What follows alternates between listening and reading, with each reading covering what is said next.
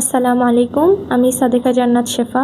আমার আব্বুর নাম হচ্ছে মোহাম্মদ জাহেদুল আলম চৌধুরী এবং আম্মুর নাম নূরজাহান। আমার আব্বু নীলা শাহ মজিদিয়া মাদ্রাসার একজন টিচার, আর আমার আম্মু স্বাস্থ্য সহকারিতা আছেন। এই হচ্ছে আমার পরিচয়। আমার এসএসসি কমপ্লিট করেছি নীলা হাই স্কুল থেকে। এরপরে আমি আমার এইচএসসি পড়েছি চট্টগ্রাম গভর্নমেন্ট ওমেন্স কলেজ থেকে। আল্লাহর অশেষ রহমতে 2025-26 শিক্ষাবর্ষে মেডিকেল ভর্তি পরীক্ষায় রাঙামাটি মেডিকেল কলেজে ভর্তির সুযোগ পেয়েছি। এজন্য আমি মহান রাব্বুল আলামিনের দরবারে কোটি কোটি শুকরিয়া জ্ঞাপন করছি। আলহামদুলিল্লাহ, আমার এই জার্নিতে আমার বাবা মা, আমার শিক্ষক, আত্মীয় স্বজন, বন্ধুবান্ধব আমাকে যারা সহযোগিতা করেছে, আমি সবার কাছে কৃতজ্ঞ। আল্লাহ তাদের উত্তম প্রতিদান দান করুক। বাঁশখালী এক্সপ্রেস আমাকে কিছু প্রশ্ন করেছে, আমি চেষ্টা করছি সেগুলোর উত্তর দেওয়ার।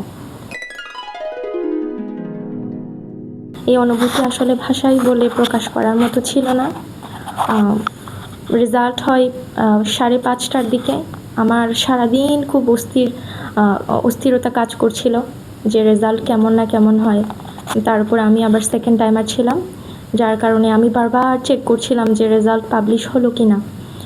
যখন রেজাল্ট পাবলিশ হলো তখন রেজাল্ট দেখার জন্য আমার পাসওয়ার্ড আর ইউজার আইডি লাগছিল, কিন্তু আমি এত বেশি পরিমাণ এক্সাইটেড ছিলাম, আমার হাত পা কাঁপছিল, যার কারণে আমি বারবার ভুল করছিলাম। প্রথমে যখন আমি ভুল ইনপুট দিয়েছি, খুব স্বাভাবিক, আমার রেজাল্ট তো আসলো না। আমি তো আরও ভয় পেয়ে গেলাম, মনে হয় হলো না। আমার আত্মীয় স্বজন ফোন দিচ্ছিল আমাকে।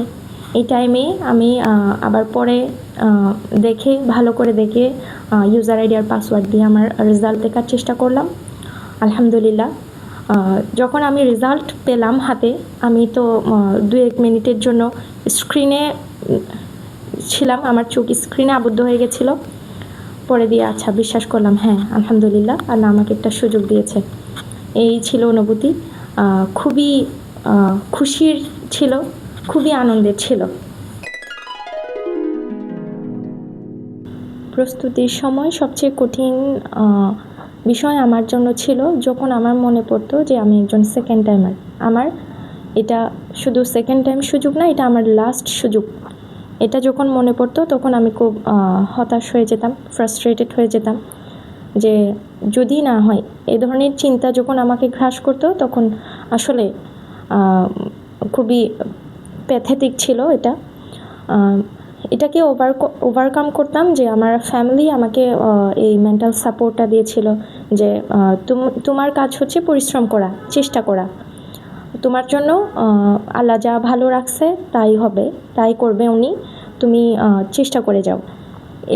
এটার উপরই আসলে ভিত্তি করে যা ফ্রাস্ট্রেশন আসতো তা ঝেড়ে ফেলতাম এবং আবার পড়া শুরু করতাম।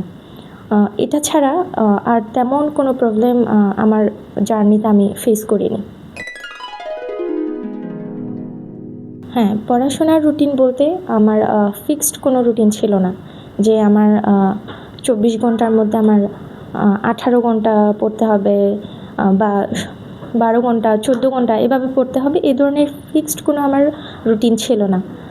আমার ছিল তা হচ্ছে আমার একটা ফিক্সড পড়া ছিল যে আমি আজকের মধ্যে এই পড়াটা শেষ করবো ইনশাআল্লাহ, এবং আমি সেই অনুযায়ী আগাতাম এবং চেষ্টা করতাম যে আমার ঘুম, প্রপার ঘুম আর খাওয়া দাওয়া, নামাজ পড়া, এই যেগুলো মৌলিক কাজ আছে সেগুলো ছাড়া বাকি যে টাইমটা থাকতো চেষ্টা করতাম ওটা আমি পড়াশোনায় দিতে। এভাবে করে আসলে জার্নিতে আগানো। হ্যাঁ, অভ্যন্তরীণ পরীক্ষায় খারাপ সবসময় তো আসলে একই নাম্বার আসে না। কখনো কখনো খুব ভালো করতাম, আবার কখনো কখনো নাম্বার খুবই কমে আসতো, আবার বেশিরভাগ সময় দেখা যেত যে একটা মোটামুটি মাঝামাঝি নাম্বারে থাকতাম। যখন নাম্বার কম আসতো বা দেখতাম যে আমার চারপাশে আমার ফ্রেন্ডদের নাম্বার বেশি আসছে, তখন মন খারাপ হতো, একটু হতাশও হতাম।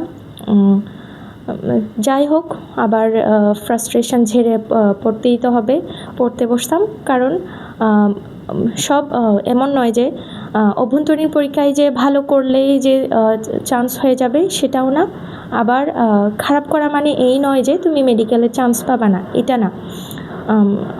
আমি এমন আমার অনেক ফ্রেন্ডকে দেখেছি যাদের নাম্বার অনেক বেশি ছিল, ওরা ডেইলি পরীক্ষাগুলোতে অনেক ভালো করতো, 95-90+ মার্ক পেত, কিন্তু দুঃখের বিষয়ে তাদের চান্স হয়নি, হয়তো তাদের ভাগ্যে ছিল না। আবার এমন স্টুডেন্টকেও দেখেছি, আমি নিজেও সেই কাতারের স্টুডেন্ট, যে মাঝামাঝিটা নাম্বার ছিল, এবং চেষ্টা করতাম যে প্রতিদিন যেন পরের পরীক্ষার চেয়ে একটু হলেও ভালো করতে পারি, একটু হলেও আগায় থাকতে পারি, এটা চেষ্টা করতাম। আলহামদুলিল্লাহ রেজাল্ট ভালোই হয়েছে।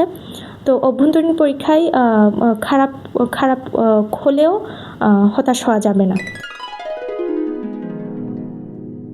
শুধুমাত্র নারী শিক্ষার্থী হিসেবে আমার মেডিকেল ভর্তি পরীক্ষার জার্নিতে আসলে আমি কোনো ধরনের বাধার সম্মুখীন হয়নি, কোনো অসুবিধার সম্মুখীন হয়নি।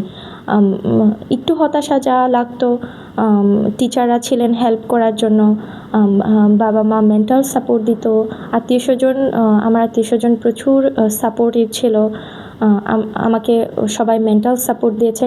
শুধুমাত্র নারী শিক্ষার্থী হওয়ার কারণে আল্লাহর রহমতে আমাকে কোনো ধরনের বাধার সম্মুখীন হতে হয়নি, কোনো ধরনের অসুবিধার সম্মুখীন হতে হয়নি। যারা মেডিকেলের স্বপ্ন দেখে তাদের জন্য আমার পরামর্শ থাকবে হচ্ছে, একাডেমিক থেকে যেন তারা একটু সিরিয়াসলি পড়াশোনাটা করে, কারণ মেডিকেল ভর্তি পরীক্ষাতে জিপিএর একটা ভূমিকা আছে। এইচএসসি এসএসসি দোনোটা থেকে 50-50 করে এখন নতুন নিয়ম অনুযায়ী 100 নাম্বার যোগ করা হয়। এটা আসলে একটা হিউজ নাম্বার। এটাতে যদি কেউ খারাপ করে তাইলে সে অনেক বেশি পিছিয়ে পড়ে, যার কারণে এটাকে একটু ফোকাস করতে হবে, ভালো করে একাডেমিকটা ভালো করে পড়তে হবে। তাছাড়া শুধু একাডেমিক ভালো করে পড়লে মেডিকেল ভর্তি পরীক্ষার আগে যে 2-3 মাস সময় থাকে তখনও ভালো বেনিফিট পাওয়া যায়, যেহেতু সব কিছু পড়া থাকে, একটু করে এফোর্ট দিলেই ভালো একটা আউটকাম চলে আসে। এই জন্য আমার পরামর্শ থাকবে যেন শুরু থেকে একটু সিরিয়াসলি পড়াশোনাটা করা যায় বা করে, আর যে 2-3 মাস সময় থাকে, যে দিনের পড়াটা দিনে একটা ফিক্সড পড়া ধরে দিনের পড়াটা যেন দিনে শেষ করে ফেলা যায়, যেন পড়া জমে না থাকে।